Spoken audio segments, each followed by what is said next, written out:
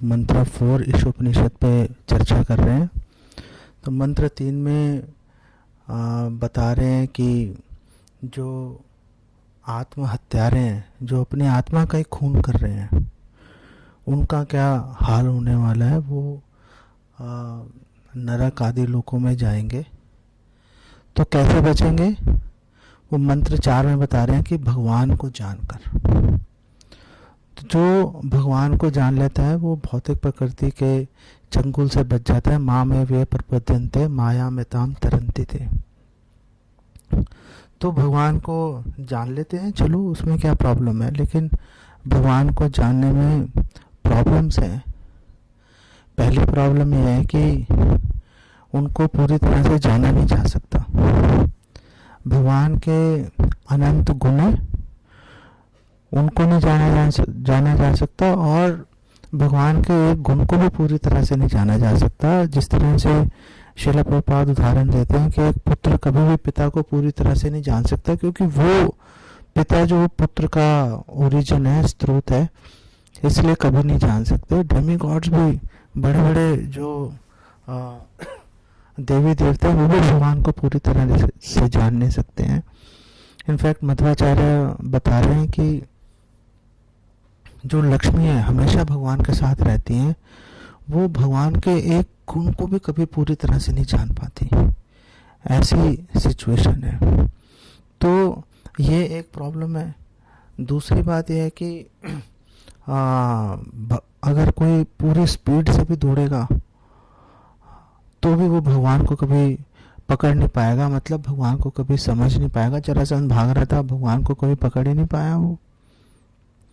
तो श्रील प्रभुपाद ब्रह्म संहिता में कोट कर रहे हैं, पंथास्तु कोटि शतवत्सरासं प्रगम्यो वायोरथापि मनसो पुण्य भंगवानाम सोप्यस्ति तत्प्रपत्सिमनि अविचिन्त्य तत्त्वे गोविंदमादि पुरुषम तमहम भजामि।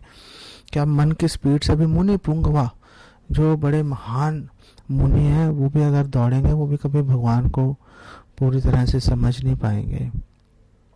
तो ऐसा कैसे है कि भगवान को अगर पूरी तरह से दौड़ लिया तो भगवान को कैसे समझ नहीं पाएंगे, क्योंकि अगर हम अपने मन और बुद्धि की अगर सहारा लेंगे तो समझ नहीं पाएंगे, क्योंकि भगवान अधोक्षज हैं, भगवान भौतिक इंद्रियों की पकड़ से दूर है।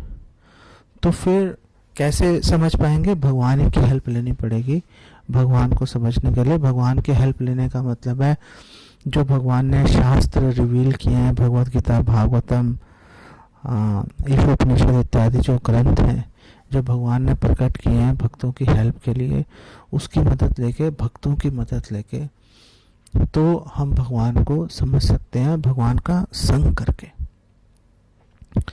दूसरी प्रॉब्लम क्या है कि भगवान में सभी विरोधाभासी गुण है। भगवान के अंदर विरोधाभासी गुण कैसे हैं, वो इस मंत्र 4 में भी बता रहे हैं, आगे 5 में भी बता रहे हैं। विरोधाभासी गुण कि भगवान एक स्थान पर स्थित है और दौड़ भी रहे हैं। ऐसा कैसे संभव है कि भगवान एक स्थान पर स्थिर हैं और दौड़ भी रहे हैं?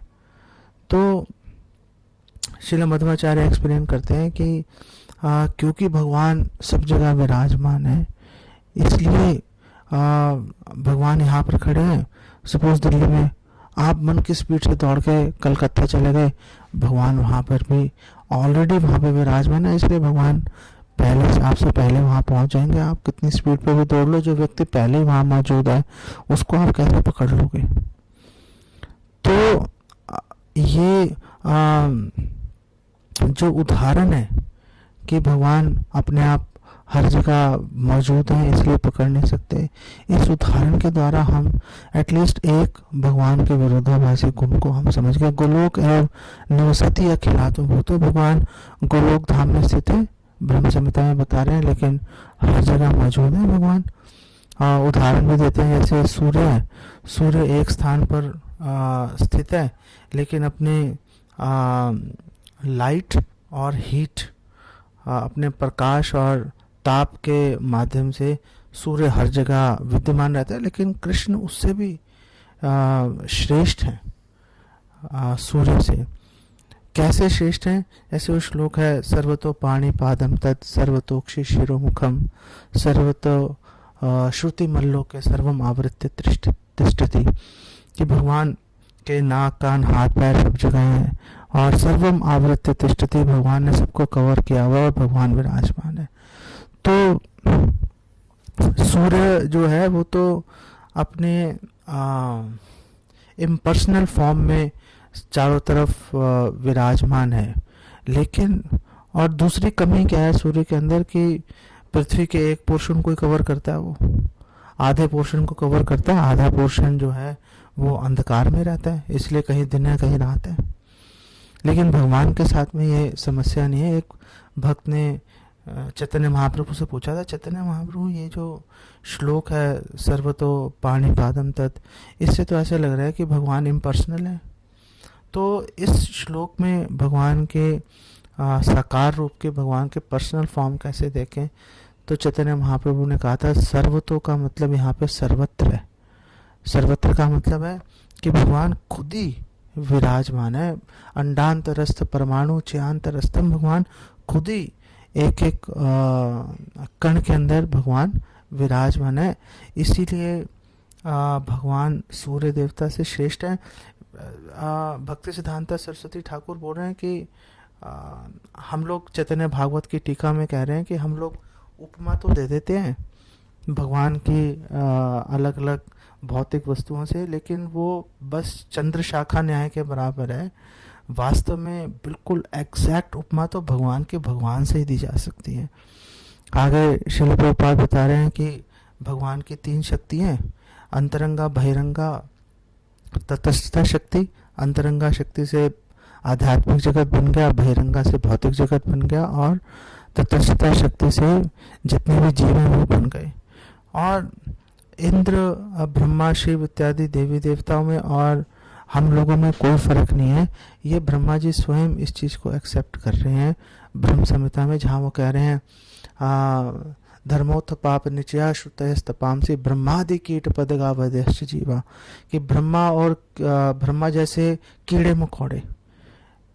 अन्य स्थान पर ब्रह्म संहिता में ब्रह्मा जी कह रहे हैं यस्त्व इंद्र गोपम अथवेंद्रम अहो स्वकर्मा बंधानुरूप फल भाजन मातनुति, कि इंद्र और इंद्र गोपम नामक कीड़ा दोनों एक बराबर हैं। कैसे समझे बराबर है? क्योंकि ये सभी लोग जो हैं ये कर्म बंधन से बंधे हुए हैं। तो इंद्र भी कर्म बंधन से बंधा हुआ है, ब्रह्मा जी भी कर्म बंधन से बंधे हुए हैं, हम भी कर्म बंधन से बंधे हुए हैं। इस दृष्टि से देखा जाए तो हम सब जितने भी तटस्थ शक्ति हैं हम सब एक समान है। तो क्या करें? श्रील प्रभुपाद आखिर में बोल रहे हैं इस प्रपोर्ट में कि हर जीव के पास फ्री विल है, स्वतंत्र इच्छा है।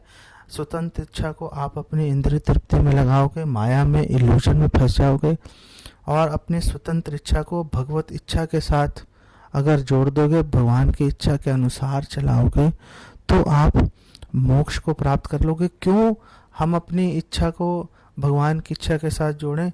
तो श्रील प्रभुपाद बिल्कुल आखिरी पैराग्राफ में एक्सप्लेन कर रहे हैं क्यों जोड़ना चाहिए। क्योंकि इच्छा को एक्सरसाइज करने की, इच्छा पूरी करने की जो शक्ति है, उस पे उसको कार्यान्वित करने की जो शक्ति है, वो भी भगवान से ही आ रही है। हरे कृष्णा। श्रील प्रभुपाद की जय।